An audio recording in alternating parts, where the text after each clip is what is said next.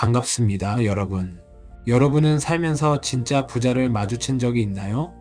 아마 대부분은 강남대로를 질주하는 빨간색 페라리를 보거나 인스타그램에서 명품 시계를 차고 요트 파티를 하는 사람을 보며 저 사람이 부자구나라고 생각하셨을 겁니다. 우리는 본능적으로 눈에 보이는 화려함을 불하고 인식하도록 프로그래밍 되어 있습니다. 그래서 우리도 투자를 합니다. 나도 언젠가 저들처럼 성공해서 남들이 다 쳐다보는 저 멋진 차를 타고 백화점 명품관에서 가격표를 보지 않고 카드를 긁는 상상을 하면서 말이죠. 솔직히 인정합시다. 우리 마음속 깊은 곳에는 나 돈 벌었어 라고 세상에 소리치고 싶은 인정 욕구가 꿈틀거리고 있습니다. 하지만 오늘 우리가 함께 깊게 파고들 책 돈의 심리학 9장 부는 눈에 보이지 않는다는 우리의 이런 직관을 완전히 박살 내버립니다. 저자 무건 하우절은 이 챕터에서 투자자들의 뼈를 때리는 충격적인 정의를 내립니다. 불안, 소비하지 않은 소득이다. 다시 말해, 부는 나중에 사기 위해 지금 사지 않은 옵션이다. 이게 도대체 무슨 말장난 같은 소리일까요? 조금 더 적나라하게 이야기해 보겠습니다. 여러분이 길거리에서 5억 원짜리 람보르기니를 운전하는 사람을 보았습니다. 이때 우리가 데이터로 확인할 수 있는 유일한 팩트는 무엇일까요? 그 사람이 돈이 많다는 사실일까요? 아닙니다. 우리가 알 수 있는 유일한 진실은 그 사람의 통장에서 5억 원이 사라졌다는 사실뿐입니다. 혹은 5억 원어치의 빚이 생겼다는 사실이죠. 우리는 그 사람이 가진 돈을 보는 게 아니라 그 사람이 써버린 돈을 보고 있는 겁니다. 여기서 저자는 리치와 웰스를 아주 냉정하게 구분합니다. 리치는 현재의 소득이 높아서 겉모습을 화려하게 치장한 상태입니다. 비싼 차, 좋은 집, 명품 옷, 이건 리치입니다. 하지만 웰스는 다릅니다. 웰스는 눈에 보이지 않습니다. 그것은 차고에 없는 차, 사지 않은 다이아몬드, 결제하지 않은 퍼스트 클래스 티켓입니다. 웰스는 아직 사용되지 않은 미래를 위해 보존된 구매력 그 자체입니다. 이 보이지 않는 부의 개념을 비트코인 투자자인 우리의 관점으로 가져오면 우리는 그동안 우리가 가졌던 부자에 대한 환상이 얼마나 잘못되었는지 깨닫게 됩니다. 오늘 저는 이 개념을 여러분의 뇌리에 깊이 박아드리기 위해 비트코인 생태계의 현인들인 마이클 세일러, 린 알든, 그리고 사이페딘 아모스의 철학을 빌려오려 합니다. 이들의 통찰을 통해 왜 진짜 비트코인 고래들이 겉보기에 크도록 평범해 보이는지, 그리고 왜 우리가 부자처럼 보이려는 욕망, 즉 리치를 버려야만 진짜 부자, 웰스가 될 수 있는지 증명해 보이겠습니다. 먼저 마이크로 스트래티지의 마이클 세일러는 이 웰스의 개념을 물리학의 연력학 법칙으로 설명합니다. 그는 돈을 경제적 에너지라고 정의합니다. 여러분이 뼈 빠지게 일해서 번 돈, 그것은 여러분의 시간과 생명력이 응축된 에너지입니다. 그렇다면 소비란 무엇일까요? 소비는 이 잠재 에너지를 운동 에너지나 열 에너지로 바꿔서 공중으로 날려버리는 행위입니다. 여러분이 3억 원을 주고 슈퍼카를 샀다고 칩시다. 그 순간 여러분의 통장에 저장되어 있던 3억 원어치의 잠재 에너지는 자동차라는 물체로 변환되었고, 여러분이 엑셀을 밟고 도로를 달리는 순간 그 가치는 감가상각, 유지비, 보험료라는 이름으로 엔트로피가 되어 사라집니다. 에너지가 보존되는 것이 아니라 에너지가 방출되어 소멸하는 것입니다. 세일러는 말합니다. 부자처럼 보이는 것은 에너지를 태워서 불꽃놀이를 하는 것과 같다. 화려하지만 곧 재가 되어 사라진다. 반면 진짜 부자가 되는 것은 에너지를 절대 새지 않는 고밀도 배터리에 저장해 두는 것이다. 많은 코인 투자자들이 상승장이 오면 행복한 고민을 합니다. 이번에 익절하면 포르쉐를 살까? 강남 아파트로 이사 갈까? 하지만 세일러의 관점에서 보면 그것은 우주에서 가장 완벽한 배터리인 비트코인에서 에너지를 꺼내어 가장 빨리 녹슬고 썩어 없어지는 장난감으로 바꾸는 연력학적으로 가장 어리석은 행위입니다. 진짜 비트코이너는 자신의 부를 과시하지 않습니다. 왜냐하면 그들은 에너지를 방출해서 남들에게 자랑하고 싶은 욕구보다 자신의 생명, 에너지를 영원히 보존해서 경제적 불멸성을 얻고 싶은 욕망이 더 크기 때문입니다. 그래서 그들은 겉보기에는 몇 년 된 낡은 옷을 입고 다닐지라도 그들의 디지털 지갑 속에는 수백 년을 버틸 수 있는 거대한 에너지가 잠자고 있는 것입니다. 이것이 바로 눈에 보이지 않는 부입니다. 이번에는 거시경제 분석가이자 엔지니어 출신인 린 알든의 관점으로 가보겠습니다. 그녀는 부를 장부와 구조적 안전성의 관점에서 바라봅니다. 현대 사회의 비극은 사람들이 자신의 재무 상태표가 아니라 손익계산서에만 집착한다는 것입니다.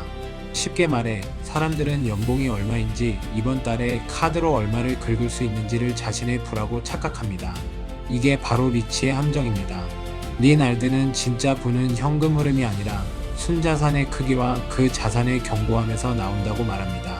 그런데 왜 현대인들은 자꾸 무리해서라도 부자처럼 보이려고 애를 쓸까요?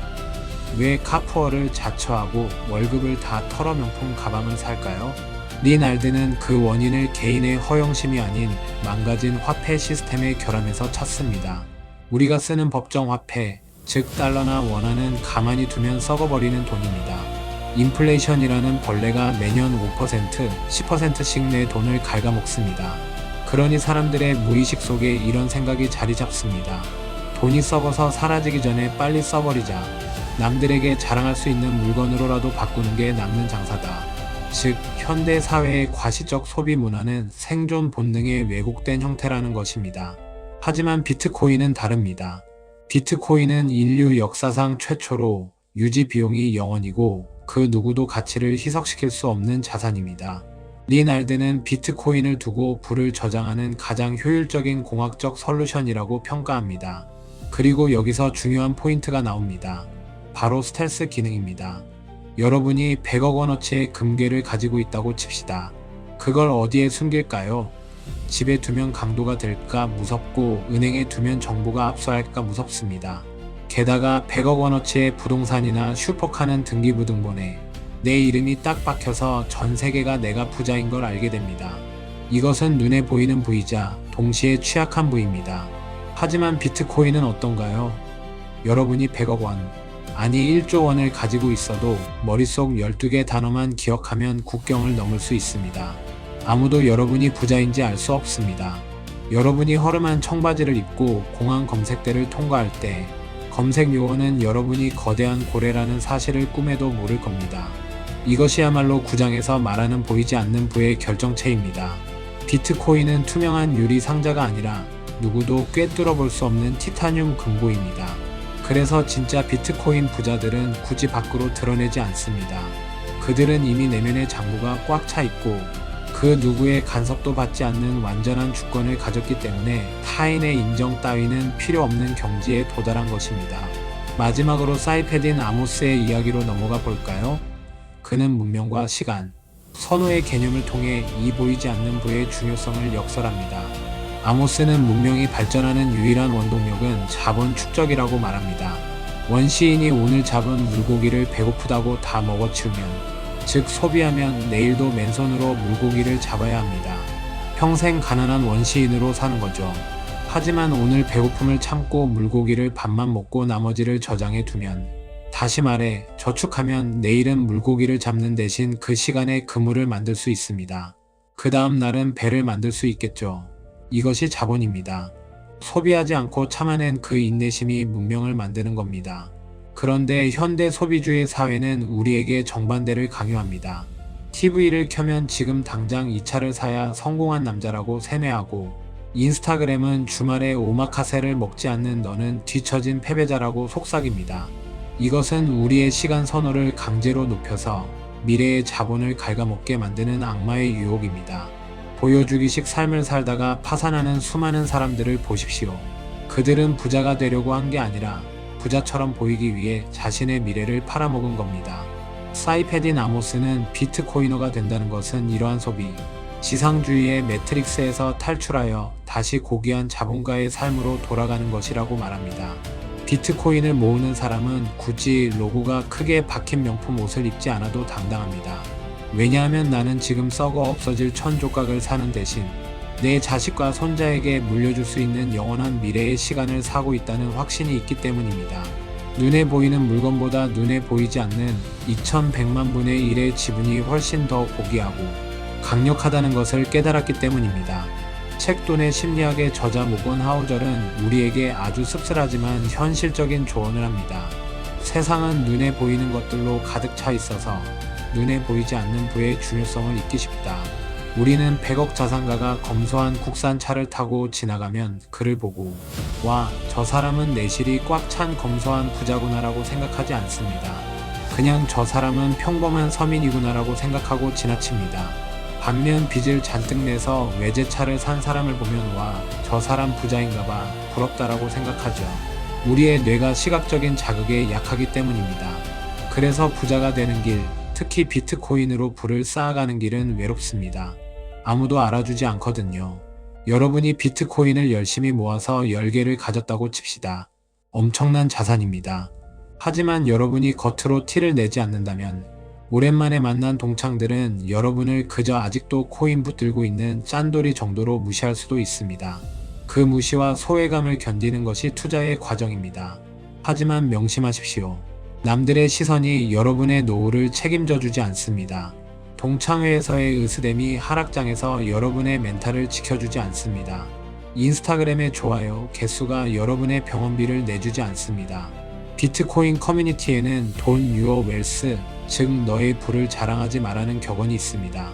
이것은 단순히 해킹이나 납치를 조심하라는 물리적인 경고이기도 하지만 더 깊은 철학적 의미가 담겨 있습니다.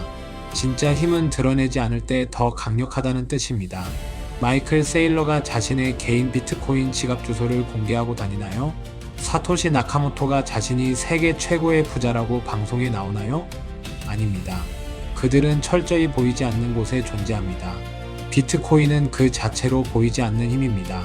물리적인 형체가 없지만 전 세계 금융 시스템을 뒤흔들고 국가의 통제권을 무력화시키고 있습니다. 보이지 않기 때문에 파괴할 수도 없고 막을 수도 없는 것입니다.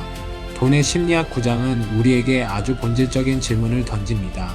당신은 남들에게 부자처럼 보이고 싶은가? 아니면 남들은 모르더라도 진짜 자유로운 부자가 되고 싶은가? 만약 여러분이 부자처럼 보이고 싶다면 방법은 아주 간단합니다. 이번 상승장에 비트코인이 조금 올랐을 때 팔아서 비싼 차를 사고 명품을 사고 친구들에게 술을 사면 됩니다.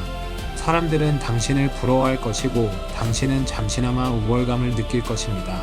하지만 그 대가는 혹독할 것입니다. 당신의 에너지는 방전되었고 당신의 배터리는 텅 비어버렸습니다. 다음 하락장이 오면 당신은 다시 돈의 노예가 되어 일터로 나가야 할 것입니다. 반면 여러분이 진짜 부자가 되고 싶다면 그 길은 조금 더 고독하고 인내심이 필요합니다.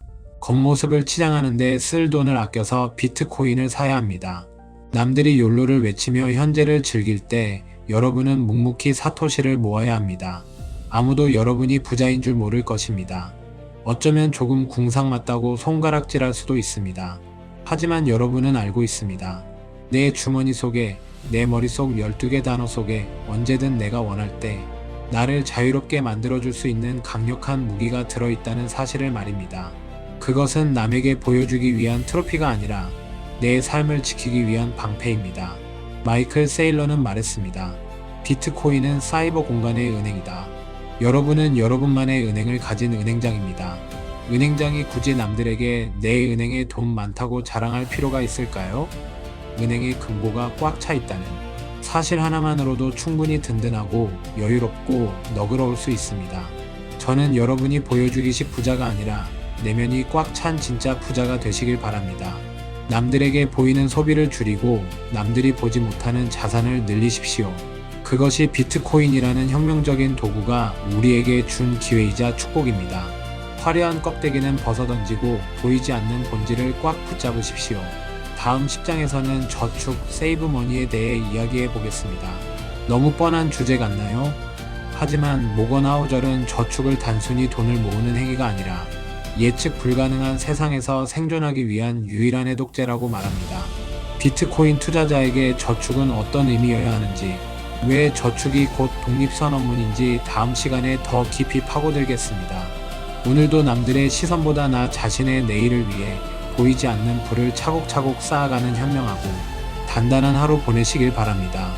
오늘도 끝까지 시청해준 여러분들께 감사드립니다.